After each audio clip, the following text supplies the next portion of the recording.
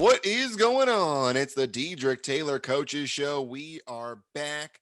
It's the head coach of Cal State Fullerton, Dedrique Taylor. I'm the host, Brandon Marcus. And let's start it with what is going on, Dedrique. You guys, we left you. You were in quarantine.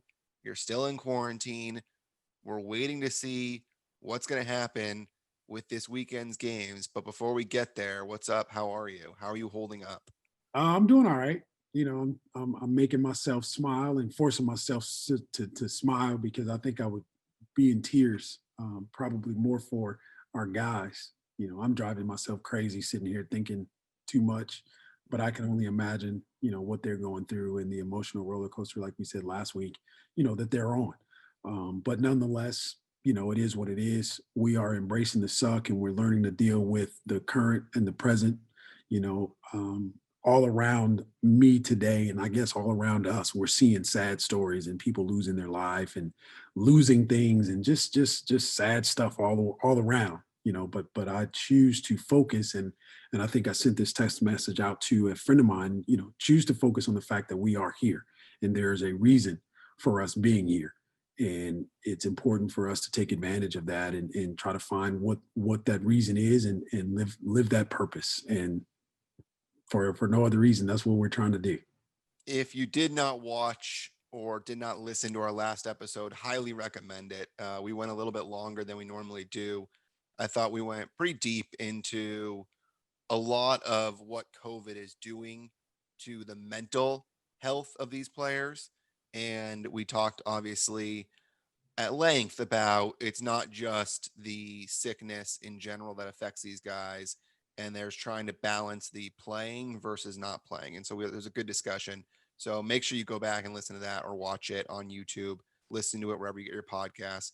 And of course, you can always reach out to the show, dtaylorcoachesshow@gmail.com. We've got some questions we'll hit at the end of the show once again, but go back, listen to those. I thought it was a really good episode we did last time.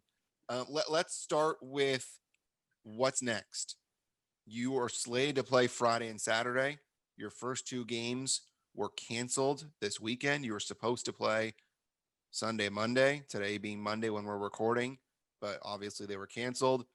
We talked last time and you said that you were going to be coming out of quarantine right before that game was supposed to happen. What's the status of that game? As far as I know, that game is on.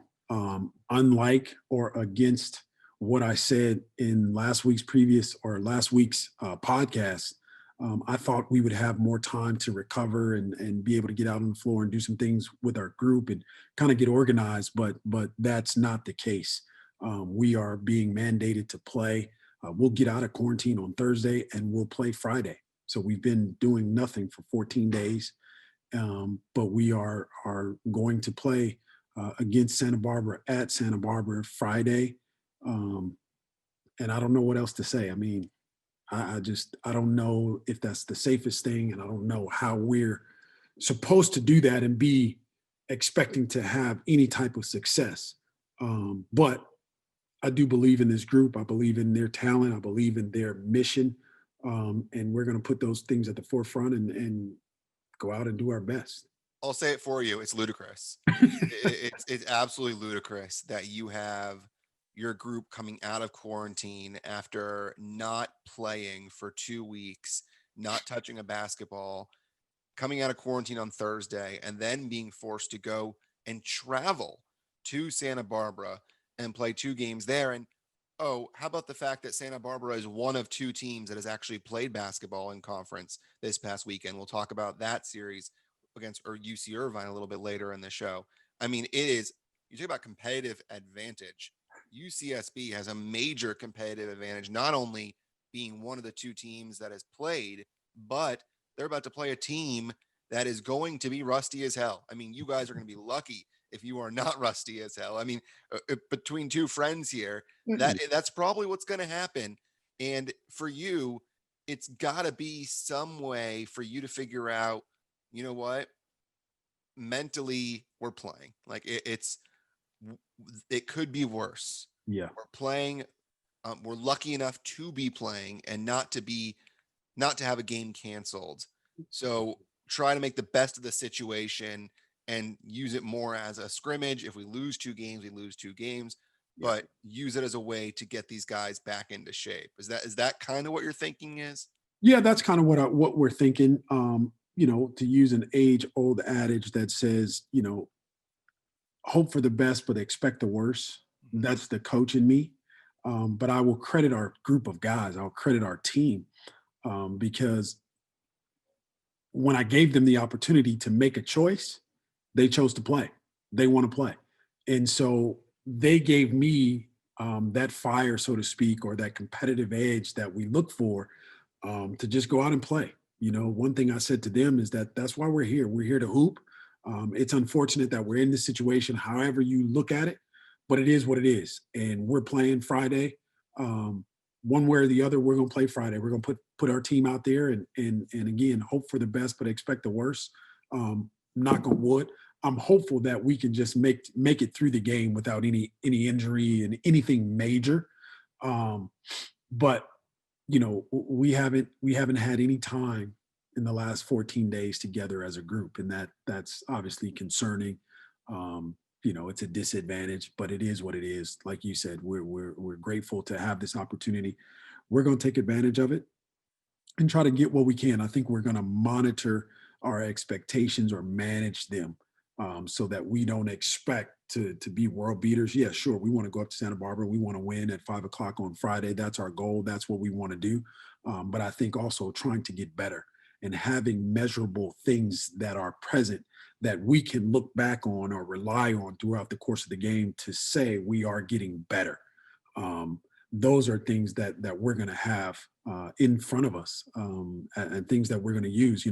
It's super interesting because as a coach, you look at your team and you say, okay, well, this is who I think we are.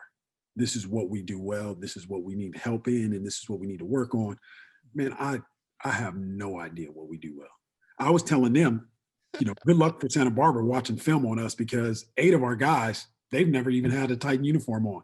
So, you know, it is what it is, man. We're just going to embrace the suck and enjoy the moment of the camaraderie and try to make the best out of the situation. One thing I want to do is make sure that our guys understand that they are getting into a situation that doesn't look favorable, but somehow, some way, we'll use it to our advantage to be better for it at the end of the weekend. And the player who did test positive, I don't know if you are allowed to say if they're going to be allowed to play or if you would rather not go into it because they had the 10-day isolation period versus you guys having the 14-day Yeah, quarantine. yeah. So he'll play Okay. because his 10 days will have come and gone before all of us. He's on isolation, a 10-day isolation. The rest of us on our 14-day quarantine And no symptoms. and no symptoms. He doesn't have any symptoms. Okay. But it is what it is. But he will play.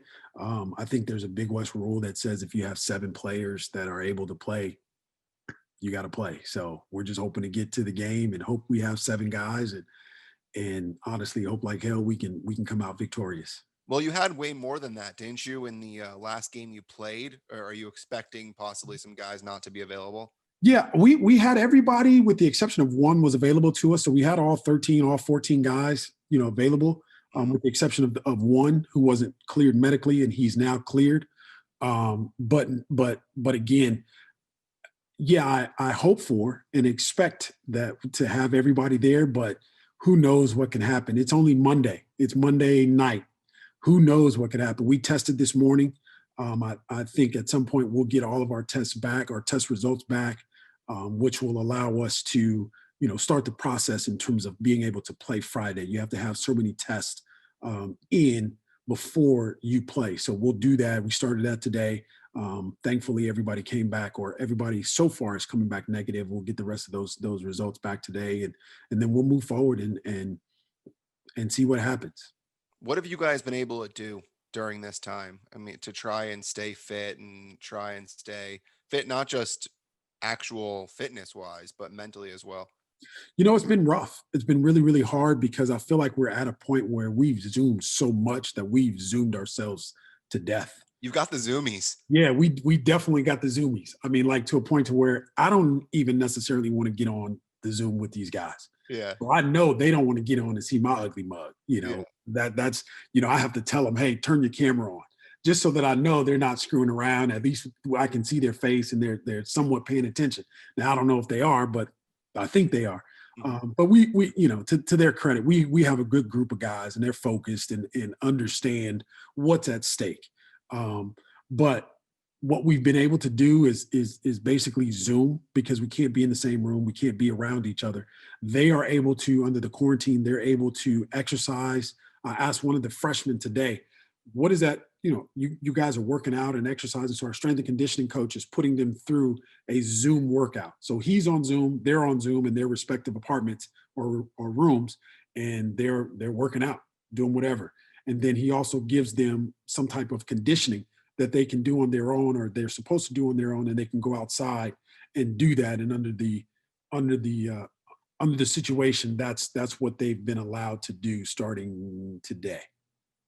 And where outside? Like not on a basketball court, I'm assuming, right? It's just like, No, I don't know what type of running they're doing. I think it's just to get their win. So they're probably somewhere on a field, isolated by themselves, not around anybody. That's what they've been instructed to do.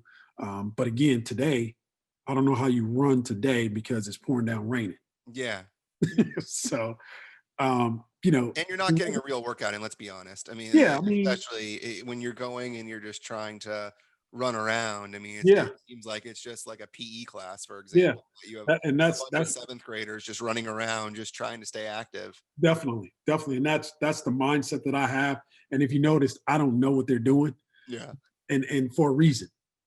I don't want to get mad or You don't upset want to get angry because because you they're know when not you find doing it. out, you're gonna get pissed. No doubt, no doubt, and that's the coach in me. But the realist in me says, "Hey, don't find out. Don't ask any questions. It's better to focus on what you can control." And we've been focused on the information that's in front of us, and what they do on their own. It is what it is. I've talked to him about it, and Anthony Davis. I heard him say this a couple days ago, and I might have said it last week, but I heard Anthony Davis say, being in basketball shape, there's no shape, there's no condition like it. And in order to get into shape, in order to get into some type of conditioning, you got to play the game. You can run liners, you can run as much as you want to run, but until you are playing basketball where you have to pivot and turn and run full sprint to the other end, and then all of a sudden you have to turn and do it the other way, and there's no timeout in between. I mean, there's so many things that happen throughout the course of a game. I think, and this is my humble opinion, in my opinion only, being in basketball shape is the best shape you could ever ask yourself to be in. I think being in boxing shape is completely different. I think Yeah. that's probably the best shape, because I've trained with a guy before, and listen, let me tell you what, I had to go in a different direction, because that is definitely not easy. But I think being in basketball shape, I mean, there's nothing like it. I mean, you look at basketball guys; they're slender, they're long, they're athletic, they can run for long periods of time. They Mhm. can change directions on the drop of a dime, and so you have to take into account all of those things and what goes into that, um, from a kinesiology standpoint.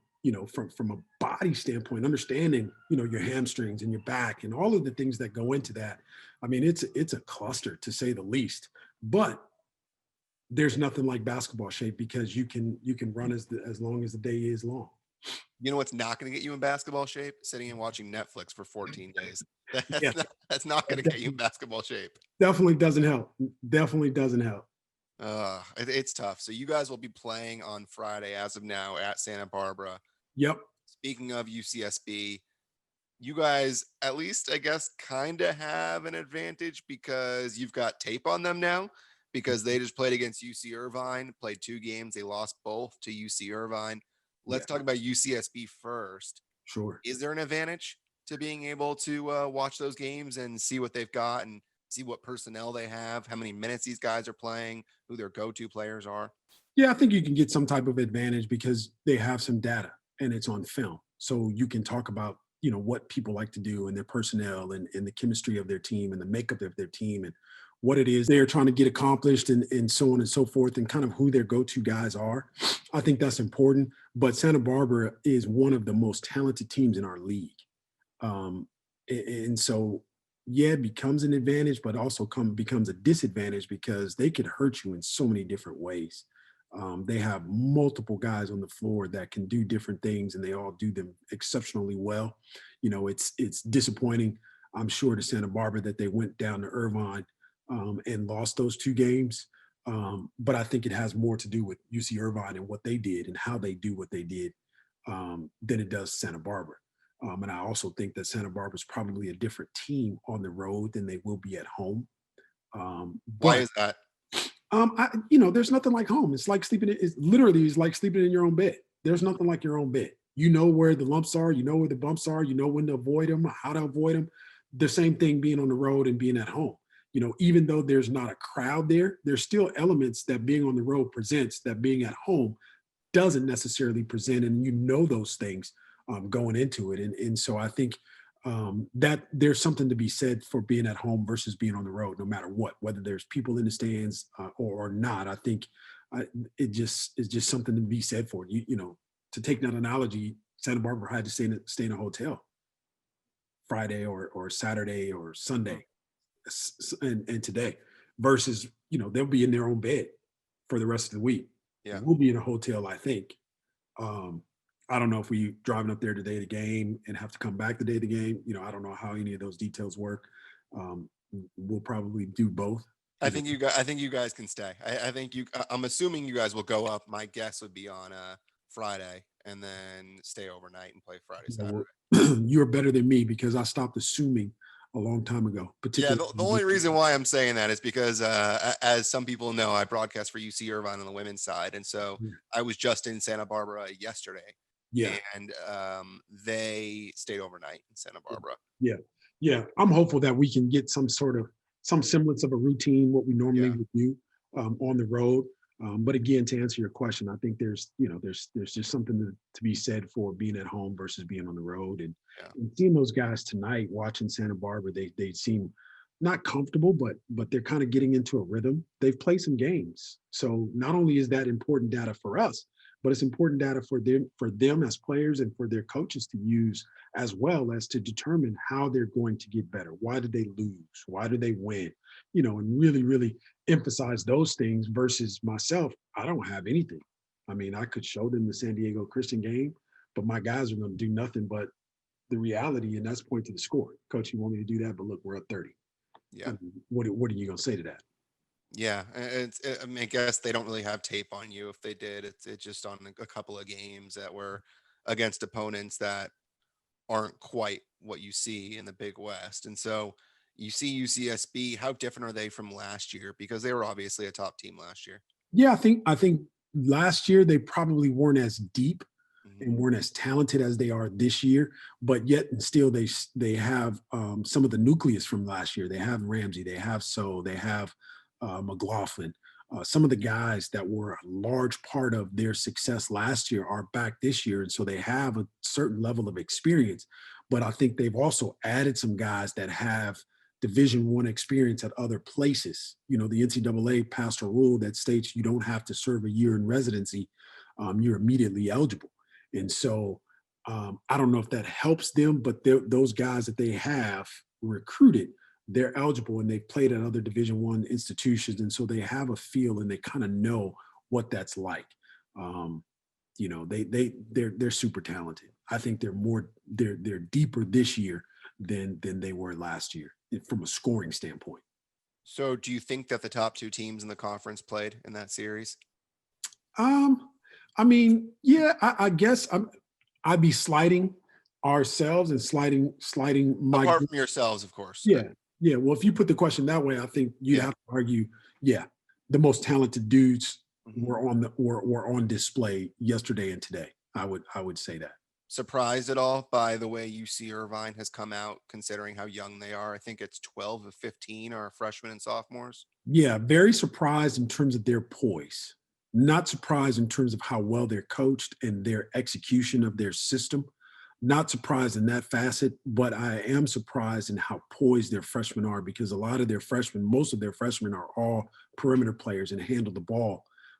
Most of their returning guys are their interior guys.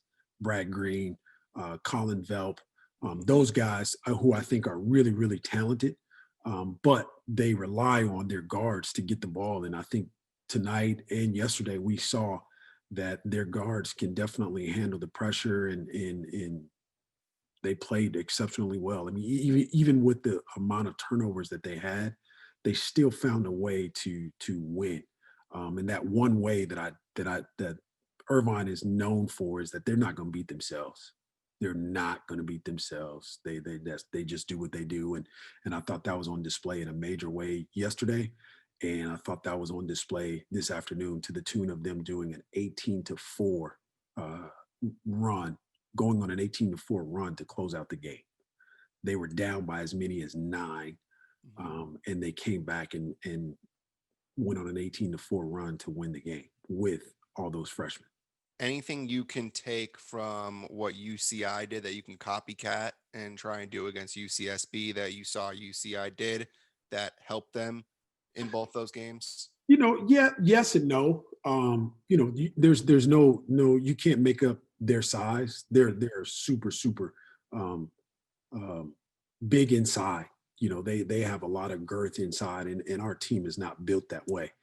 I think they always have two inside post players on the floor at any given time, and rebounding is super super significant to them. And because of that, they have 2 guys on the floor where we're a 4 out 1 in team. And so there are some things that we can do, but I think doing them in a different fashion to try to achieve the same goal will be our mission. So we talked about UC Irvine, we talked about UCSB, and we talked last episode about how a lot of games were canceled. I mean, we were looking up and down the Big West, Yeah, and you can look at the women's side, and you and I are talking that we are recording Monday night, and there are 2 teams that have played 2 games, UCSB and UC Irvine on the women's side. They just wrapped up today, like an hour before we finished that or we started this.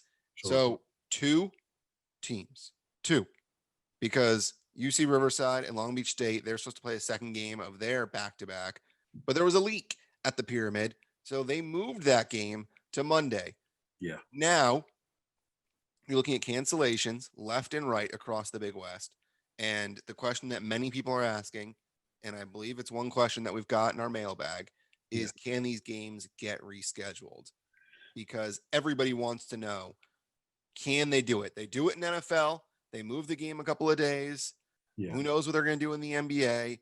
MLB, they're able to move games around. Are they going to be able to do it in the Big West? Because there are a lot of teams that are not going to be able to play, at least for the first couple of weekends. Yeah, I think it presents a lot of issues, that the Big West would have to answer, or the schools in the Big West would have to answer for. And I don't know that or we cannot answer to them, because I think the Big West has taken a hard look at it, and they've basically said no, we're not rescheduling any games for any reason, at all. And so if your game is canceled, so be it. It is what it is. You have to take it for whatever you want to count it as, and move on and look at the next weekend. And that's what we're doing. I think that's what Northridge did. They, even though they played somebody today and won against New Mexico State, it's a big win for them and a big win for our conference, I think. But they are already looking at next weekend just like us. There's nothing that we can do right now, that we know of in terms of rescheduling. Our conference is not allowing us to reschedule those games. I think you talked about how there need to be a certain number of games for you guys to be postseason eligible. The number 13, is that conference games or conference plus out of conference games? It's 13 games, 13 Division I games. So it can be a combination of preseason, and it can be a combination of, I'll say it again, it can be a combination of preseason plus conference games. But as long as you get to 13, you are automatically eligible for postseason play. And that's supposedly your conference tournament as well as the big dance. It's just like football, college football. In order to be bowl eligible, you're supposed to win six games. But I think, as we saw under the circumstances, I think it's the Big Ten. They realized that Ohio State was not going to play Mm-hmm. 6 games. And so they all got together as a conference and voted that if Ohio State played 6 games, it doesn't matter whether they won them or not, they would allow them to be bowl eligible. Yeah. And Funny so, how that works. yeah, it's crazy how that works. And again, we have that discretion. Everybody does. Everybody does. We have that discretion. But you have to be on the same page with everybody to get that done and to accomplish that. And like the Big Ten, they all met, they all got together. They said that's what's in the best interest of their conference. That's what's going to allow them to function, and they did it. Whereas you look at some of the other conferences, I think you would have to say that those conferences they wouldn't or don't agree that's what's in the best interest of the conference, or they think a different avenue would present a better solution to that issue. So it's possible that, let's say, because you guys have played what, one Division One game, zero Division One games. Yeah, zero Division One games. It's possible that you guys will get through conference and you may not be at that number 13, and you could even make a run in the Big West and you could win the Big West tournament and Yep. supposedly may not be eligible. Let's say that you guys have 2 weekends in the next couple of weeks that get banged because an opponent has to isolate. And then later on, you guys maybe get one more test. So that's another 2 weekends. It's possible, Yeah. which means this season could really be turned upside down, even more so than it already is. Yeah, no doubt. I mean, it would be. It is going to be. I think you'd be silly not to expect that to happen. But I think also the NCAA has given the schools a way to deal with that, and that is in the form of a waiver. We can apply for a waiver if we don't get to 13 games. That would basically allow us to continue playing or continue in the postseason to represent our conference because of our record or whatever the case may be. We're the representative, but we're still not at 13. We can apply for that waiver, and if granted the waiver, we'll continue to move forward. Now, if we are not granted that waiver, don't ask me what will happen. I think all hell's going to break loose.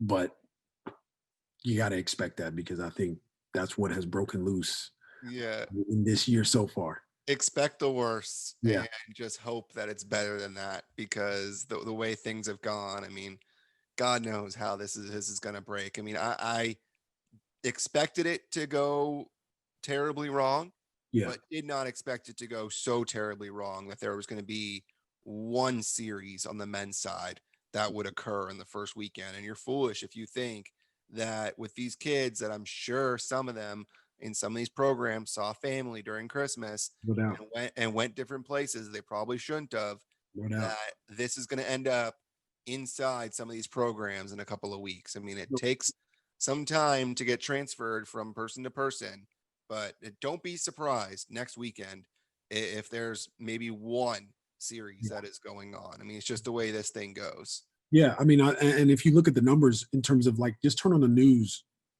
this morning, and they're scared mindless of what Christmas gatherings, family gatherings are going to produce in the next couple of weeks. And then New Year's, of course. And then New Year's. And so you have to think that that's going to hit you or this conference and impact you in a negative way somehow, some way.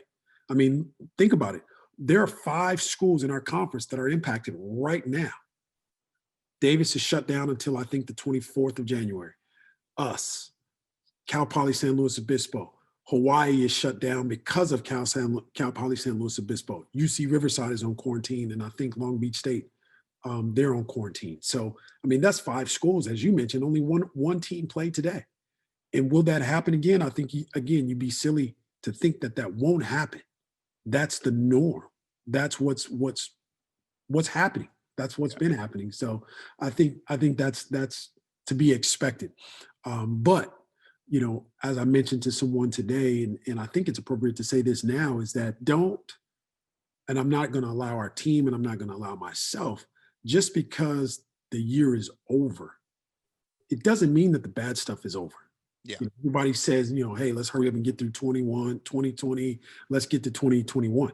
Well, yeah, let's hurry up and get there, but don't forsake the work that needs to be done to make good things happen in 2021. Yeah. Just because the calendar flips does not mean all of a sudden that you're going to have a lot of good things happen to you. No doubt. And I think people understand that, and people are aware of that, but I don't know that they are completely, totally bought into being an active participant in making good things happen because of the work. Even though we're quarantined, even though we can't go to our offices, or things are unusual, unnormal, there's still some work at some level that can be done from where you are. And in order to impact 2021 in a positive fashion, I think you have to be an active participant in those things. At least that's what I'm saying to myself and to those to my team and to our Yeah, program. it's true. And listen, we got the vaccine, but it's not here yet Yeah. to everybody. And so everyone still needs to be diligent. I mean, we had Christmas, you have New Year's Eve. I mean, you're going to have these gatherings people are going to have, and it's just going to continue to spread. And so you're kidding yourself if you don't think January is going to be our worst month. I mean, it's going to be most likely our worst month that we've had so far in this pandemic. And so Yeah. it's about these teams staying vigilant. And you'd be foolish to think that's not going to hit these programs. I mean, there are going Yep. to be more programs that are going to be shut down. You mentioned Hawaii. They didn't actually play Cal Poly because I think Cal Poly didn't even get on that plane No. to go to Hawaii. Right. So Hawaii themselves, they're okay. It's just that, right? I mean, just they obviously couldn't play this weekend because of Cal Yeah. Poly. Yeah. That's what I was saying. Cal Poly shut Hawaii down. Yeah, yeah, yeah. In But I terms of think Hawaii is supposed to come here next weekend, and they're I don't know who their opponent is. I'm not as versed as probably I should be in the conference schedule, but whoever their opponent is next weekend, I would imagine they'll be traveling to them to play them Friday and Saturday. yeah, it's who knows what's going to happen next weekend. I mean, it Yeah, really is going to be a cluster, and it's crazy to think that the new year is going to be here on Friday, yeah, and you guys will be starting your Big West schedule against UCSB. It's wild, and we'll obviously have another podcast most likely next Sunday, and we'll sure. break down those two games that hopefully do happen, and we'll see how it goes. No, Let's hit up the mailbag, all right? yes, looking So I, forward to it. I think we already hit one of the questions because our man Tim Vincent hit us up once again Yeah, and asked, "Will you be able to make up the CSUN games later in the season?" yeah, And that would be a negative, Tim. yeah, so that'll be a no. And then, does the Big West have any contingency plans for the tournament if and when teams play a different amount of games? So before we get to that, the Big West tournament will not be at the Honda Center. It normally is. It's being moved to Vegas. Your thoughts on the tournament being in Vegas? I'm assuming it's done because of a bubble and you're able to get all the teams in one place. But frankly, there have been people that have been hoping this would happen because it gives more exposure to the Big West to be in a place like Vegas. Yeah, I think we are currently the only conference that is not in Vegas. Yeah. I think even the Big West or Big Sky, I think they might be in Nevada, Reno. They're not in Nevada, Las Vegas, but they're still in Vegas or in Nevada, excuse me. But yeah, I'm a big proponent. I've been a big proponent of us picking up our tournament, taking it out of California, even though there are 10 of the 11 schools in the state of California. I'm only a proponent because I think basketball fanatics will flock to Vegas because all of the other tournaments are there. The Pac-10 tournament, the Mountain West tournament, not the Pac-10, the Pac-12, excuse me. Yeah. The Mountain West, the WAC, the WCC, they're all the other basketball conferences are there in Las Vegas. And so that's one issue. I think the other issue that I'm super excited about is that we are creating some type of a bubble effect for those members that do advance to the tournament and do play in the tournament. Will have some semblance of a bubble, but that's a long ways away. You know, I know they made that announcement sometime last week, and I haven't even read it. Honestly, I'm just trying to get to one game. Like, can we play one game and throw it up for one game before we start talking about, March? But I am excited that our conference has decided to do everything they can to keep us safe. Number one, and then obviously, the bubble and creating a bubble factor. I think will be healthy and be conducive for us. And to Tim's question, with teams playing a different number of games, is it going to go by winning percentage? Is that how you see the standings going? I don't know. Like, I know that's been a conversation piece that the Big West is having. I don't know. I'm just trying to figure out how to be a part of the bubble Yeah. because I think some of us will not be a part of the bubble because we didn't win the necessary games. And so my thought process is how can to make sure that we are a part of that process, and we can be a part of that problem because we've not won enough for us to be there. And that's my hope, that's my desire, and that's what I'm hell bent on doing.